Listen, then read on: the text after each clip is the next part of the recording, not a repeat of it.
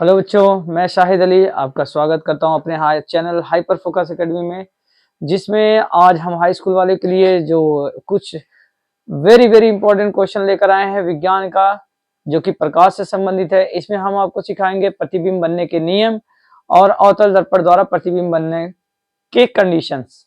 जिसमें हम जो इंपॉर्टेंट बोलेंगे उसे जरूर तैयार कर लीजिएगा, क्योंकि यहाँ पे जो क्लास चल रहे हैं वो एग्जाम के में जो क्वेश्चन फंसने वाले बस उसके लिए है। तो जो बच्चा एकदम नहीं पढ़ा होगा वो जरूर इस वीडियो को देखे, एकदम इंपॉर्टेंट क्वेश्चन है, देख लीजिएगा जरूर और शेयर भी करिएगा। और जो क्वेश्चन नहीं समझे उसे कमेंट में पूछ लीजिएगा, मैं उसका जवाब दूंगा कमेंट में, ठीक है, जरूर से।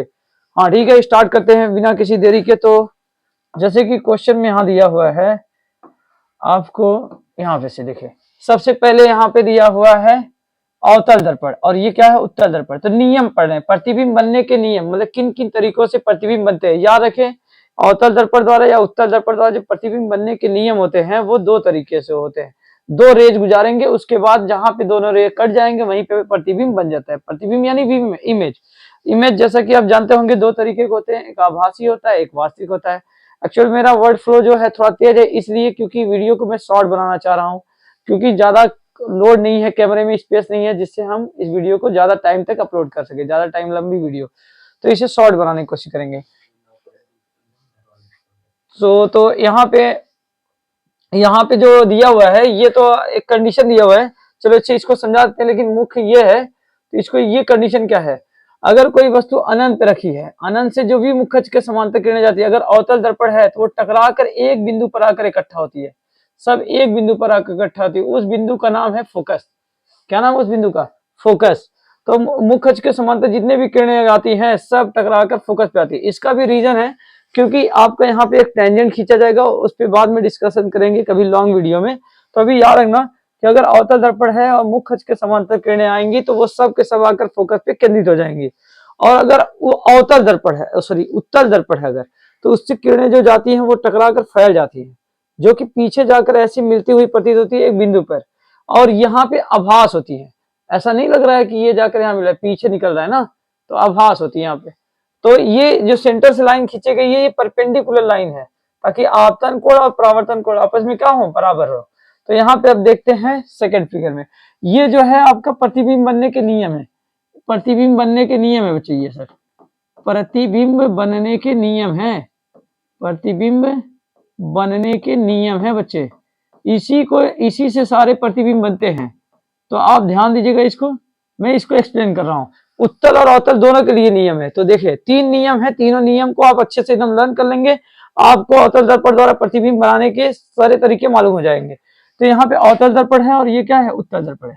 तो यहाँ पे देखिए मुख्य अक्ष के समांतर किरणें आ रही हैं, जो भी मुख्य अक्ष के समांतर किरणें आएंगी वो टकराने के बाद फोकस से जाएंगी।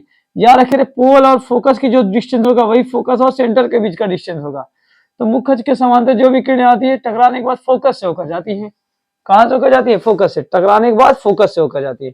इसी तरीके से अगर ये मुख्य अक्ष के समांतर आई किरण, ये क्योंकि ये मुख्य अक्ष है ना, अगर और उत्तल दर्पण है तो मुख्य अक्ष के समांतर ये लाइन, ये मुख्य अक्ष है और ये मुख्य अक्ष के समांतर लाइन जा रही है, टकराने के बाद टकरा कर पीछे चली जाएगी और ऐसा प्रतीत होगा कि एक बिंदु से निकल के आ रही है। ऐसा नहीं लग रहा है यहां से निकल के आ रही है।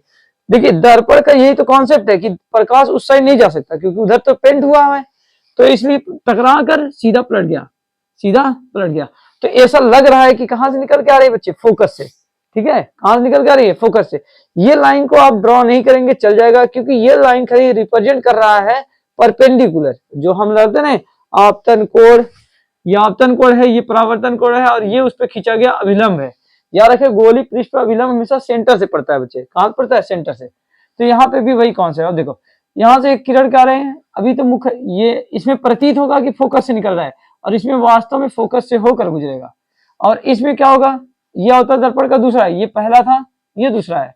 इसमें क्या होगा, अगर कोई किरण फोकस से होकर गुजरी है, सॉरी, अगर कोई किरण फोकस से होकर गुजरी है तो क्या होगा, अगर कोई किरण फोकस से होकर गुजरी है तो टकराने के बाद मुख्य अक्ष के समांतर हो जाएगा। जब समांतर था तो फोकस से जा रहा था, जब फोकस से आएगा तो समांतर हो जाएगा।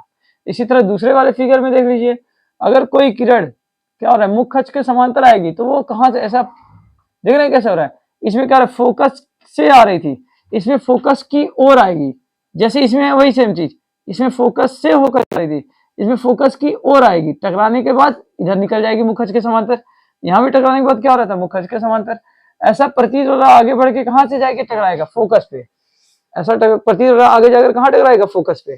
ठीक है, फिर यहाँ पे क्या होगा, तीसरे कंडीशन आ जाएगा। अगर कोई प्रकाश किरण इस तरह से, इसमें प्रतीत होगा बच्चे, ऐसा प्रतीत होगा कि फोकस की ओर आ रहा है, टकराने के बाद मुखज के समांतर हो जाएगा। तो इसमें प्रतीत होगा, इसमें वास्तव में टकरा कर समांतर हो जाएगा, और इसमें भी टकरा कर समांतर होगा, लेकिन ऐसा प्रतीत होगा कि जाकर कहाँ मिलता, फोकस पे। और अगर कोई प्रकाश किरण वक्रता केंद्र से होकर गुजर रही है तो टकराने के बाद उसी रास्ते से रिटर्न हो जाएगी। और ये आपका चित्र में है, ये टकरा कर फिर उसी रास्ते से क्या हो गया, रिटर्न हो गया। तो ये जो तरीका है, ये अवतल दर्पण द्वारा और उत्तल दर्पण द्वारा प्रतिबिंब बनने के नियम है। नियम में याद रखना, मुखज के समांतर जो किरणें जाएंगी फोकस से होकर जाएंगी, या फोकस की ओर से निकलती हुई प्रतीत होंगी। इसमें क्या है, अगर कोई किरणें फोकस से होकर जाती तो मुखज के समांतर हो जाती हैं, और अगर उत्तल दर्पण है तो फोकस की ओर आने वाली किरणें टकराने के बाद मुखज के समांतर हो जाती है। और अगर आपका क्या है, अवतल दर्पण है और वक्ता केंद्र से किरण आ रही तो क्या कहेंगे, वक्ता केंद्र से जाने वाली किरण टकराकर उसी मार्ग पर वापस लौट जाती है।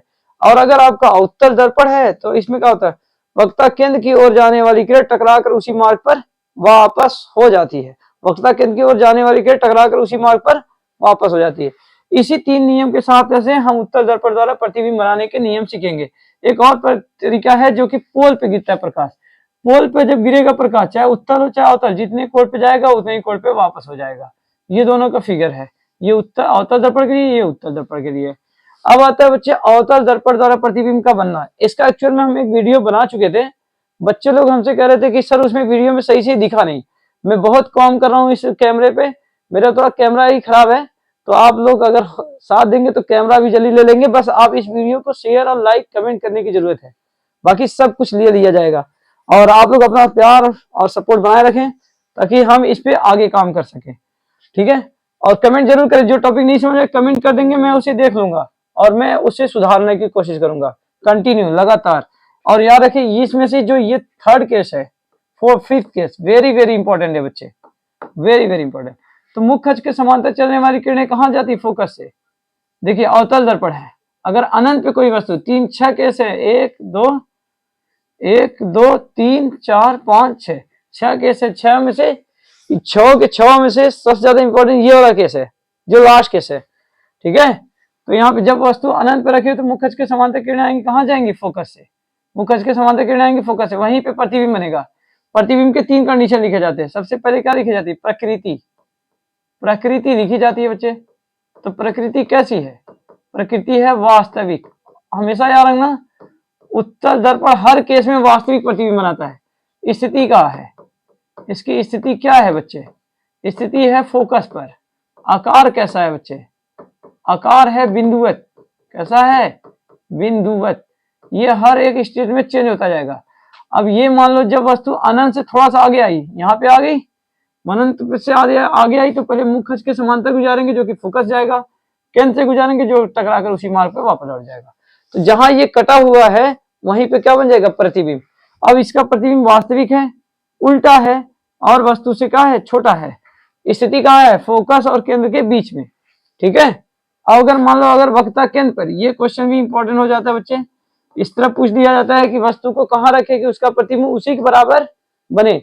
तो वक्ता केंद्र पर रखी वस्तु का प्रतिबिंब वक्ता केंद्र पर बनता है, उसी के बराबर बनता है। तो एक किरण मुखज के समांतर रह जाएगी जो कि फोकस जाएगा, और एक फोकस रह जाएगी जो कि मुखज के समांतर हो जाएगा। दोनों किरण आपस में कहीं पे कट कर जाएंगी, जहां पे कट करेंगे वहीं प्रतिबिंब बन जाएगा। अगर आपने ये डिस्टेंस सही लिया होगा तो एग्जैक्ट एकदम केंद्र पे ही कटेगा। ठीक है, इसलिए ये इंपॉर्टेंट हो जाता है। अच्छा, अब क्या हो रहा है, अब जैसे जैसे वस्तु आगे आती जाएगी प्रतिबिंब का साइज बढ़ती जाएगी। अब वस्तु को उठाकर हमने कहाँ रख दिया, केंद्र और पोल के बीच में, केंद्र और फोकस के बीच में। मुखज के समांतर किरण गई जो कि फोकस से निकल गई, और एक किरण केंद्र की तरफ से आ रही है, यहाँ टकरा कर सीधा केंद्र की तरफ से आ रही है।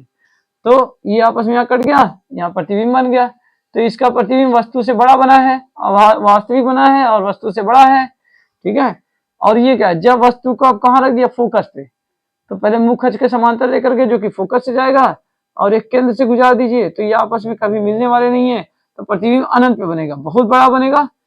और ये लास्ट केस, ये वेरी वेरी इंपॉर्टेंट है बच्चे, इस पे जरूर फिक्र करिएगा, ये आ सकता है एग्जाम में।